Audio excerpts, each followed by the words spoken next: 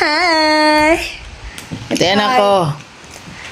Content ko ngayon, wow, nag-explain kung paano kumain ito. Ito yan o. Naalala nyo pa kung paano? Kasi paano ka kumain niya? So, ang ginawa niya, niwa niya dito sa gilid. Ano mo na? Ginawa niya dito sa gilid. So, sabi ko sa kanya, tuturo ko sa kanya kung paano yung tamang pagkain nito. So, dati, nailala nyo, maliit lang to, di ba? Parang kalahati lang siguro nito. So, ganito, guys. So, ayan na, papakita ko na kung paano kainin yung clover fruits. Sa mga millennials, Generation Z ba? Mga bago ngayon. Ay, millennials pala ako. So, yan. Kailangan saan buksan? Sa ibabaw. Pwede mong ganunin.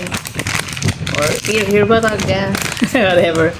Or kaya kung tingin mo ganyan. Tingnan mo na kung paano namin kainin to ng bata kami.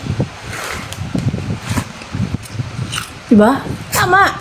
Yung na kailangan hawakan din, madudumihan yung kamay mo. Kahit. Ayun ang use niyan. Kaya, mahaba siya. Madudumihan.